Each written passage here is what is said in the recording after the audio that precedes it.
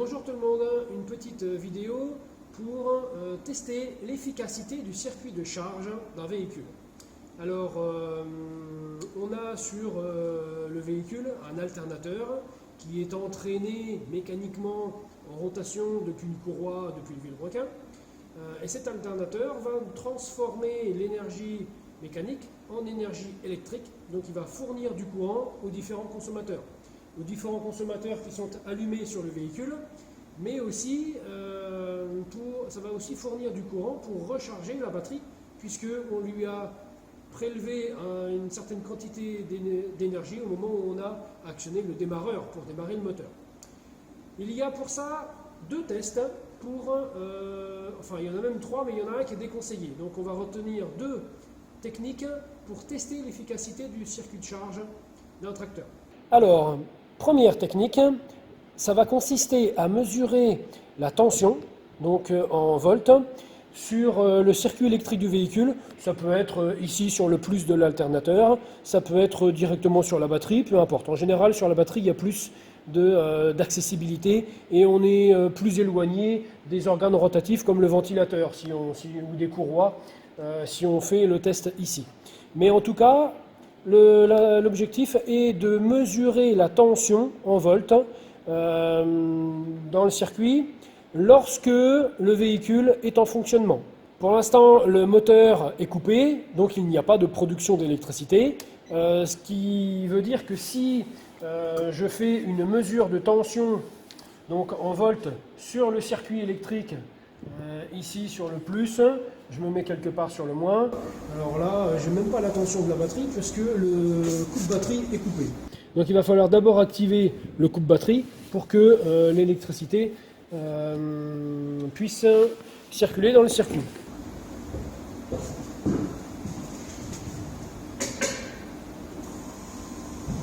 Alors, si je me mets en position voltmètre entre le plus qui est ici et le moins quelque part sur le châssis, là je suis sur la carcasse la structure de l'alternateur, il nous affiche 12,7 volts. C'est la tension à vide de la batterie. Mais ça ne prouve pas que tout est en bon fonctionnement. Il va falloir mettre en route le moteur et puis vérifier que la tension sur le circuit est bien évoluée. La tension, elle doit être supérieure que la tension ici à vide qu'on vient de mesurer. Elle doit monter aux alentours de 14, 14,5, voire maximum 14,7 volts. Ici, il y a des organes en rotation, donc je ne vais pas faire la mesure ici, je vais plutôt la faire au niveau de la batterie dès que j'aurai mis en route le moteur. Alors, je vais mettre le moteur en route et ensuite, on va aller près du coffre à batterie.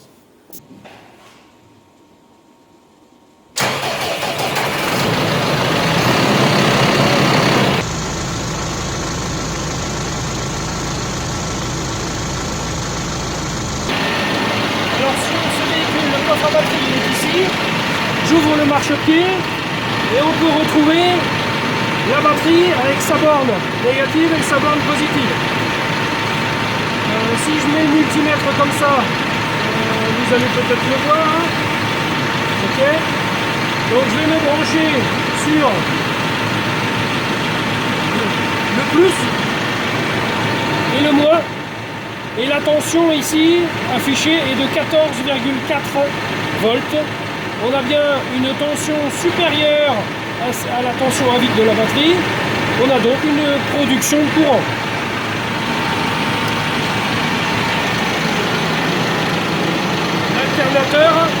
L'alternateur produit bien du courant, mais on ne sait pas si sa production est réellement efficace. Il y a un deuxième test qui va nous permettre d'évaluer la qualité de production, la quantité de production de courant de l'alternateur.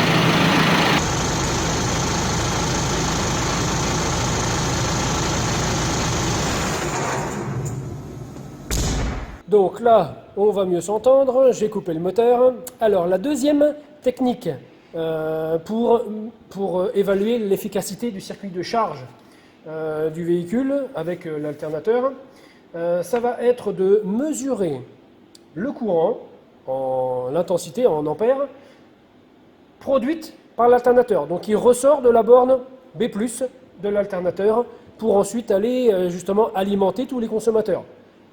Les phares, les calculateurs, les effecteurs électriques, recharger la batterie, etc. Donc, pour ça, on va utiliser un multimètre en position ampère-mètre, mais pour mesurer plus facilement le courant, on va utiliser une pince ampère-métrique. Donc cette pince ampère-métrique, c'est une pince comme ça, que l'on va brancher sur notre appareil de mesure. Voilà, bon, évidemment il faut que ce soit une marque compatible. Et cette pince ampère-métrique, voyez la boucle qui est ici, eh bien il va suffire de mettre la pince autour du câble de sortie de courant de l'alternateur, comme ceci. Alors il faut faire attention, il y a un sens, sinon on va obtenir une valeur négative. Il y a un sens, vous voyez la petite flèche qui est ici, là, qu'on peut repasser un petit peu.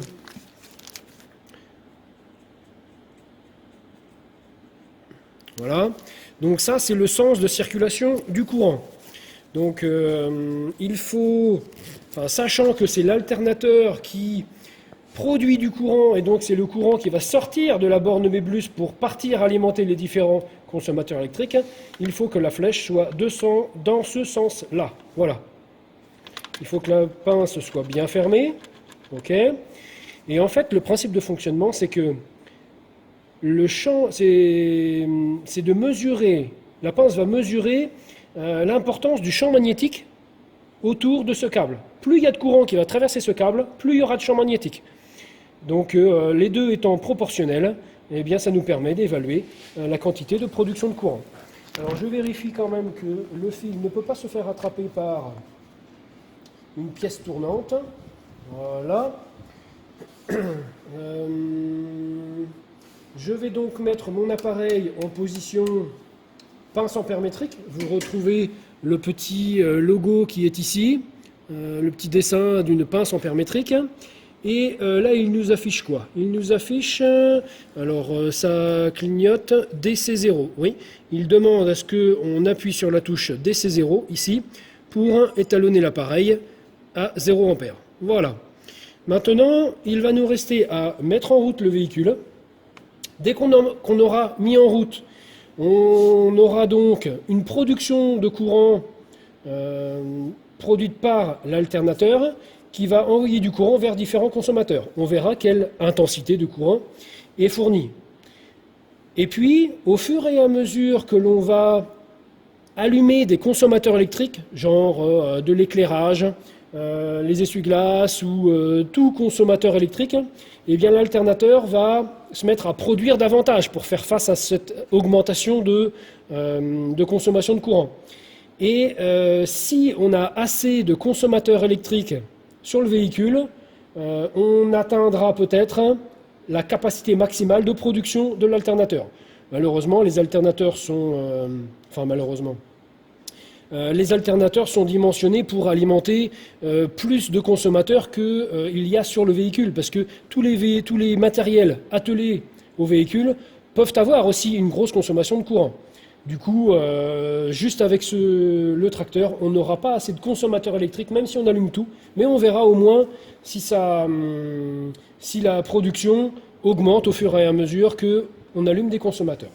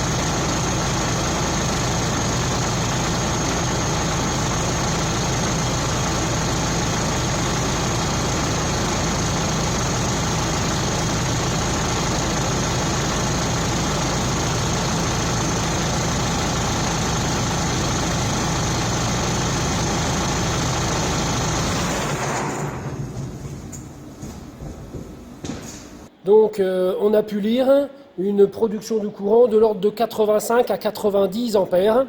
Donc c'est déjà une consommation assez importante, mais en fait, pour minimiser la consommation sur le véhicule, tous les phares ici sont à LED, donc on n'a pas une si grande consommation que ça. Pour augmenter encore la consommation, il faudrait des moteurs électriques, des vérins électriques, ça c'est très consommateur en énergie. Là, juste avec le véhicule, j'en ai pas la possibilité. Ensuite, si on avait eu suffisamment de consommateurs électriques, on aurait pu mettre en parallèle un voltmètre pour me lire la tension, comme tout à l'heure, sur le circuit électrique, quelque part, par exemple sur la batterie. Et quand on aurait atteint la capacité maximale de production de l'alternateur, la tension aurait commencé à diminuer. Donc au lieu de 14,5 ou 14,3, ça aurait diminué à 14 voire 13,5.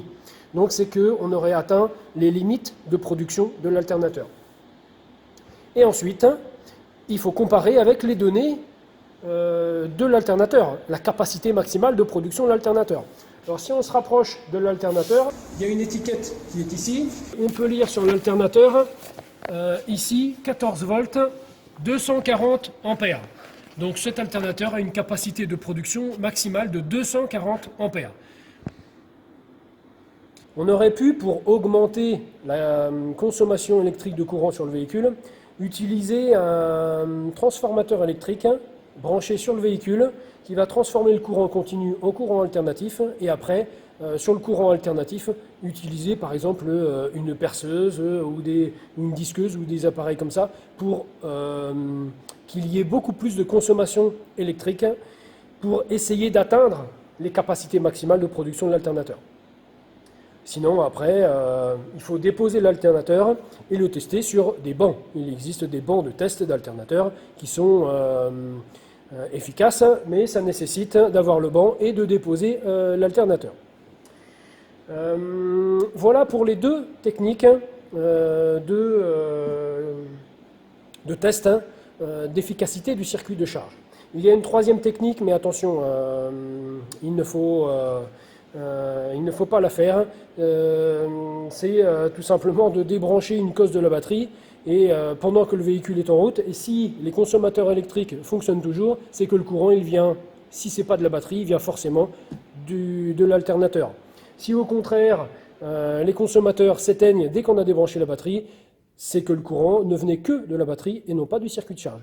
Sauf qu'on risque tout simplement de détériorer le régulateur qui est intégré à l'alternateur, puisque ça fait un gros choc de production, de régulation à faire, et on risque de le griller. Donc on ne fait pas cette technique-là. Voilà, j'espère que ça vous a bien éclairé, et à la prochaine. Au revoir.